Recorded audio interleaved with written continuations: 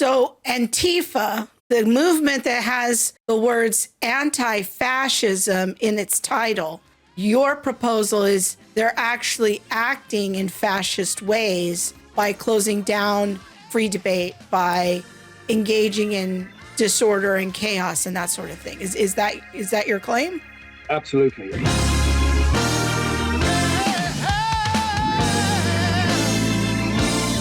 When we think about fascism, this is fascinating. I'm just sitting here. I need to have my notebook. I'm just taking notes. So when we think about Hitler, I think about, and Mussolini, I think about fascism as being a version of a government that is highly authoritarian, dictatorial, managing movements and processes of its people, of its citizens, and maybe a way of coming at the definition and helping us understand it is to differentiate fascism from communism or socialism, because those movements or government systems also seem to regulate a lot of freedoms of people and movements and structures and production lines. And so I'm not even sure how to differentiate between fascism and communism or socialism. Yeah, and I think that's you're putting your finger there on a very important issue. I mean, I'm indebted actually at this moment to the work of he's dead now. He's been dead over 30 years. An Italian philosopher, Augusto Del Noce, who was an analyst really of political shifts within the 20th century, and his work has been picked up by my good friend Aaron Kheriaty. Aaron has an article actually out on the web about the correspondences between fascism and communism that I think is extremely helpful. And one of the points that Del Noce and Aaron make is that precisely the kind of totalitarian and authoritarian pathologies that you're pointing to are things that communism and fascism hold in common. We can't really distinguish them on those points. There are a number of reasons for that. One, historically, of course, fascism and communism have a common root. It is not coincidental that Benito Mussolini is a communist before he becomes a fascist.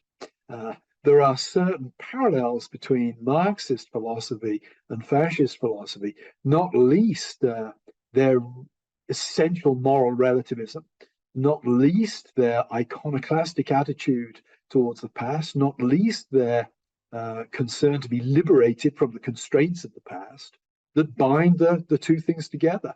One of the things that Aaron has done is pointed to the interesting relationship between Mussolini and Lenin, that Mussolini was always looking at Lenin to see what Lenin was doing in order to shape his own policy and his own leadership style within Italy.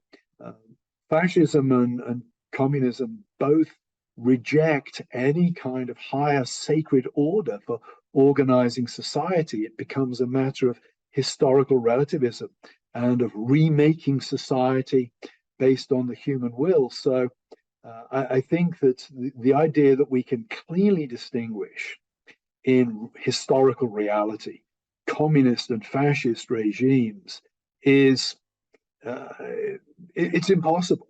And this, of course, is what makes that you alluded to the screaming of fascists of that poor man who'd had his lost custody of his child because of the transition, closing down open discussion, closing down freedom of speech by the use of aggressive, anti-democratic and violent means. Both communists and fascists do that. So it's very interesting there that you have the language of fascism being hurled at this poor man by a group who are using precisely the kind of political techniques resting upon precisely the same sort of totalitarian philosophy that the fascists themselves represented. So what would you say then this is helpful. So a few threads I heard you say there, just to restate for our listeners. One is that both governments kind of see themselves as the moral end or the telos of the government. Like there's no God or higher authority above them. So they're built on functional naturalism or atheism, but also that they restrict speech, that they might restrict certain freedoms and differences in thought and perspective. So then I'm just still left over here wondering, like, is the difference between fascism, is it more like nationalism? Because the common perception of Hitler and Mussolini is that, well, those are far right governments and that promote nationalism, whereas communism, socialism are considered more popularly to be, well, those are on the far left. Yeah. But what I'm hearing you say is that might not be the right way to think about this. Yeah, I don't think that the sort of the right-left division is a helpful way at all. I think in some ways a better way of looking at this is attitudes to democracy and democratic process, in which case both communists and fascists are not on board with basic democratic principles. The question of nationalism is an interesting one. Clearly, Mussolini and Hitler are open about their nationalism. But if you look at the split between Trotsky and Stalin, for example, in the Soviet Union, Stalin is really the man who wants to do socialism in one country. There is a strongly nationalist dimension to Stalinism. Look at how he treats the Jews. Look at how he treats other peoples within the Soviet Union. There's a strongly nationalist dimension to Stalin's approach. And that's actually an interesting phenomenon in a lot of communism across the world. The idea that you could build a transnational working class consciousness that would lead to world revolution, it's never worked. Where the communists have proved powerful and strong, it's been the places like Vietnam, for example, where they've been able to capitalize on nationalist or ethnic sensibilities and consciousness. So I'd say in practice, communism, and when I say successful communism, I mean communism that's been able to take control of a country, has typically done so at a national level, partly by appealing to national sensibilities. So then when we look at what fascism has historically been, but then today we see that it's basically just the word that we throw out to the bad guy. What are some of, like you said, like a pejorative? Yeah, a pejorative. Yeah.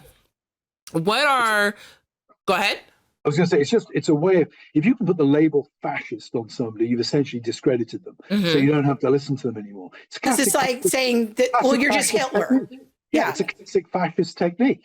Yeah. You close down discussion by labeling somebody a fascist. You know, you label somebody a Jew or a Jew lover as a fascist, you close them down. So it's a classic fascist technique.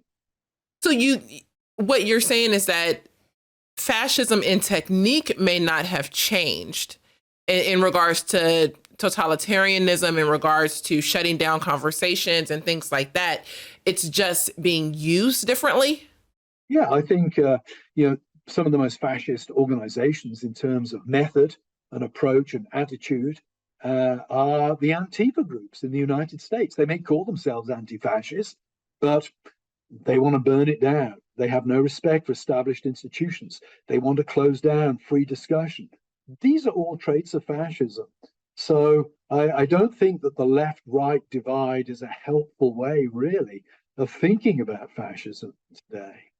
So Antifa, the movement that has the words anti-fascism in its title, your proposal is they're actually acting in fascist ways by closing down free debate, by engaging in disorder and chaos and that sort of thing. Is that your claim? Absolutely. I mean, when you look at the techniques that Mussolini and even more so Hitler used to close down opposition, violent disruption of meetings where ideas were being promoted or discussed with which the fascists and the Nazis disagreed, shouting down the opponents, not bothering to meet them with arguments, but meeting them with intimidation. These are the hallmarks. These are hallmarks of a fascist political movement. And Antifa, I think, is one of the great exemplars of that in the United States. They're not the only ones, and I certainly wouldn't want to say there aren't so-called right-wing groups that engage in similar practice. But for me, fascism isn't a matter of right or left. It's a matter for how you think about the world, how you think about other people, how you engage in the political process.